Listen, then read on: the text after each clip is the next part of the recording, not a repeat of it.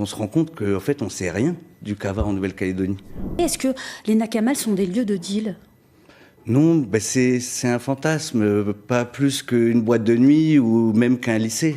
Sur Ducos, il y a 60 Nakamal. Sur ces 60 Nakamal, il y en a 2 qui posent problème. Donc c'est vraiment une minorité, on met beaucoup la lumière dessus, mais la plupart des consommateurs et des gens qui vous diront qu'ils vont au Kava justement pour une tranquillité. Combien de personnes viennent chaque soir dans les Nakamal? Nous, on a une fourchette aux alentours de entre 25 000 et 30 000 personnes. Ça fait... C'est énorme. C'est énorme. Il y a rien que sur Ducos, 60 Nakamal. On a calculé le soir sur Ducos, c'est entre 2 et 3 000 personnes qui se rendent sur Ducos le soir. Tous les soirs. Tous les soirs pour aller dans les Nakamal.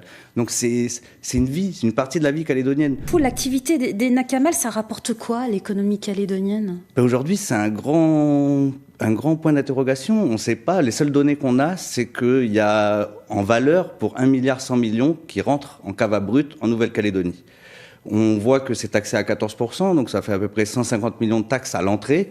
Et comme on sait à peu près le volume de ce que ça représente, on se dit que c'est à peu près 4 à 6 milliards dans l'économie calédonienne.